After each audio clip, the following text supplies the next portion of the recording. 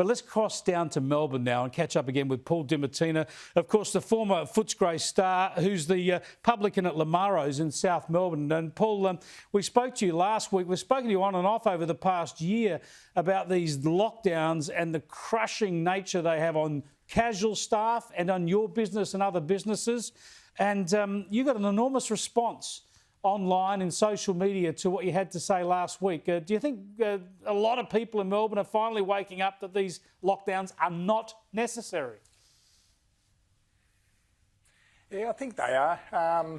Last week, probably my first ever social media post or post on LinkedIn, and it got quite a big response, probably what I didn't expect, but it was more just after what we had spoken about last Monday in terms of just changing the narrative and some of the language being used at the press conferences and all the fear-mongering that have been putting out there. I just think that that's unnecessary for everyone to have to listen to. I think they should be able to change their rhetoric and at least change the language at these press conferences. We don't want to hear all the doom and gloom and hear all the fear-mongering every single day. Enough's enough with that. I suppose on a positive, there has been, enormous community support, I suppose, for the business here, but also for our staff. And, I'll come to your staff. I'll come to your staff in a moment. Yeah, I'll come to your staff in a moment, but I think there's been positive news today in that with you speaking up and other people speaking up and people realising, of course, when you look at the numbers and the science that the lockdowns are not actually helping the health effort, the pandemic effort that we've seen in so many of these lockdowns. So finally, the Prime Minister has come out and called on Victoria to open up as soon as possible. We showed it at the top of the program. Let's just have a look again now in case anyone missed it. Here's Scott Morrison today. When similar circumstances were faced here in New South Wales, the restrictions were contained to a very specific part of Sydney. And so I would be urging that we move towards lifting those restrictions as soon as possible. Kids have lost enough time out of school over the course of the last 18 months.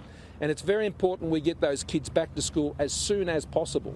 So I am hopeful that these restrictions in Victoria will be lifted as soon as possible. Paul, this is what you want to hear, isn't it? If they can do it in New South Wales, make sure the Victorian government behaves in the same way. Absolutely. I mean, we've been banging on about that for a long time now, that, if it's good enough for Gladys, it's got to be good enough for us here. And if they can manage it, control it, surely we can. I think we're over the lies and over some of the language and the rhetoric we're hearing and the excuses. Enough's enough with these excuses. We want to get back out of our house, we want our kids at school, and we all want to be able to, live a COVID-safe life. And we just want the fear-mongering to stop.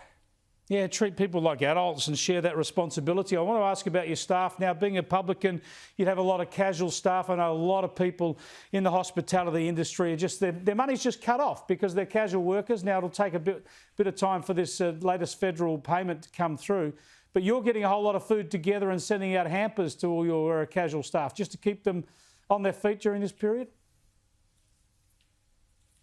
Yeah, just obviously trying to keep their spirits up and keep them fed. Without money, how are they going to survive? So I suppose there's been some fabulous community spirit around here, and I've had a few people who have obviously sort of given us some money as well to help the staff and for me to be able to get a truckload of food for them and put some food on the table. So I feel a sense of responsibility and obligation towards my staff, as a lot of us do, that you want to help them survive and prosper and keep positive and keep healthy and happy. So if I can play my little part, and if a lot of the community around here can play their part too, that's really helpful. And not only for us, it's for every other business around here and all other hospitality operators through Melbourne and Victoria.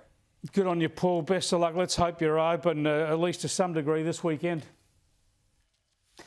Paul Dimattina there, he runs Lamaro's in South Melbourne. They have a Facebook page and an Insta account, so if you want to let them know that you support them, especially other Melbourne businesses, other people in Melbourne, you want to let the government know that you've had enough of these lockdowns. Get on there and like it, add your comments, and just show that there are a lot of people of like mind across Melbourne, because you just can't allow your government to do this to you again and again and again.